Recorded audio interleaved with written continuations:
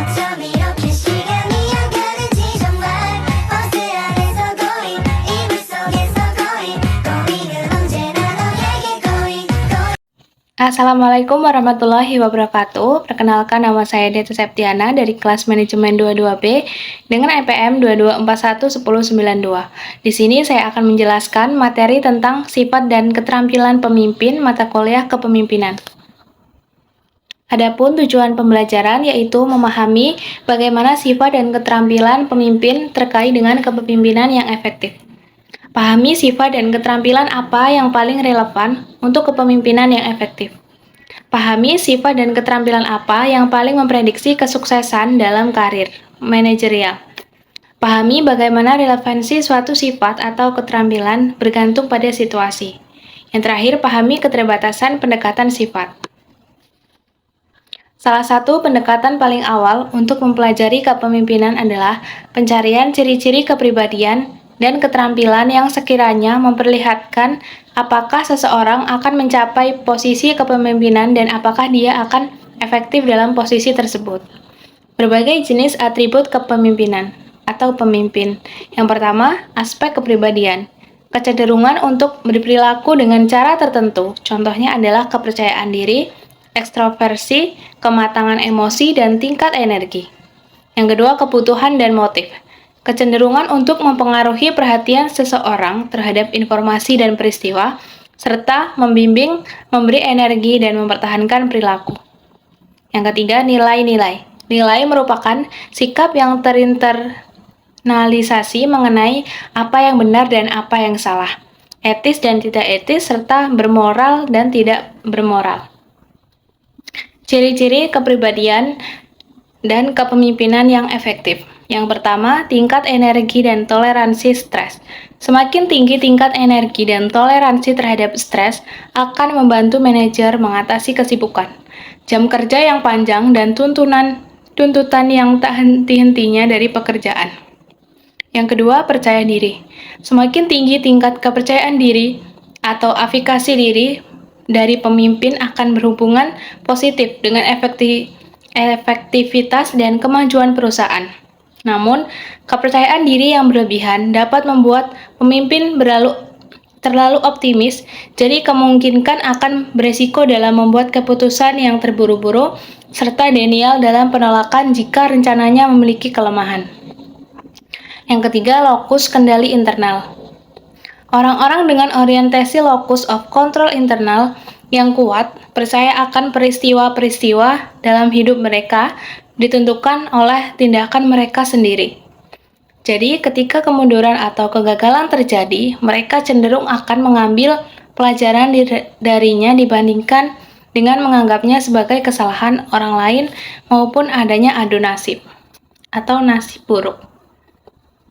Yang selanjutnya, ciri-ciri kepribadian dan kepemimpinan yang efektif. Stabilitas dan kedewasaan emosional. Seseorang yang matang emosinya dan dapat menyesuaikan diri dengan baik.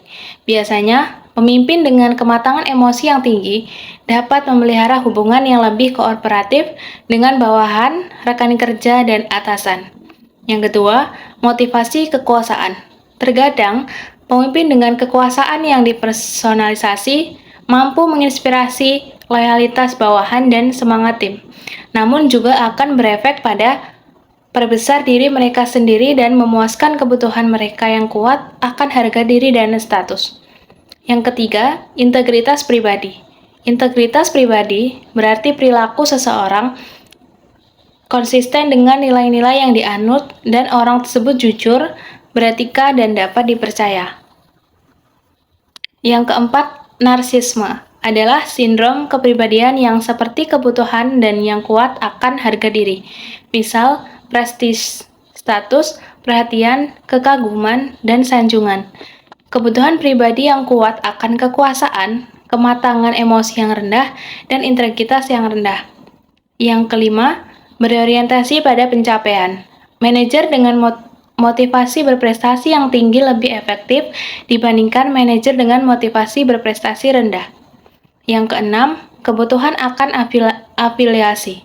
Orang dengan kebutuhan afiliasi yang kuat menerima kepuasan karena disukai dan diterima oleh orang lain dan mereka senang bekerja dengan orang-orang yang ramah dan kooperatif. Namun, hal ini akan berkorelasi negatif dengan efektivitas manajerial. 7. Keterampilan teknis. Keterampilan teknis mencakup pengetahuan tentang metode, proses, dan peralatan untuk melakukan aktivitas khusus unit organisasi manajer. Yang kedelapan, keterampilan interpersonal mencakup pengetahuan tentang perilaku manusia, kemampuan untuk memahami perasaan, sikap, dan motif orang lain, dan kemampuan berkomunikasi dengan jelas dan persuasif. Yang kesembilan, keterampilan konseptual melibatkan kemampuan seseorang manajer dalam mengkoordinasi, memahami, dan merasakan setiap individu untuk kepentingan organisasi. Yang ke-10, keterampilan politik. Kemampuan seseorang untuk memahami orang lain secara efektif di tempat kerja dan menggunakan pengetahuan tersebut untuk mempengaruhi orang lain agar bertindak dengan cara yang meningkatkan tujuan pribadi atau organisasi. Selanjutnya ada kompetensi manajerial. Kompetensi biasanya melibatkan kombinasi keterampilan khusus dan sifat-sifat yang saling melengkapi. Yang pertama, kecerdasan emosional. Pemimpin dengan kecerdasan emosional tingkat tinggi lebih mampu memecahkan masalah yang kompleks, merencanakan cara menggunakan waktu secara efektif, menyesuaikan perilaku dengan situasi dan mengelola krisis. Yang kedua, intelijensi sosial adalah kemampuan pemimpin untuk menentukan pilihan dalam situasi tertentu dan memilih respon yang tepat. Dua komponen utama kecerdasan sosial adalah persepsi sosial dan fleksibilitas perilaku. Yang terakhir, kemampuan belajar. Pemimpin dituntut untuk dapat terus beradaptasi dan berinovasi serta fleksibel untuk belajar dari kesalahan pada lingkungan organisasi yang terus berubah-ubah. Mungkin itu saja yang dapat saya sampaikan. Kurang dan lebihnya saya mohon maaf. Saya akhiri. Wassalamualaikum warahmatullahi wabarakatuh. Terima kasih.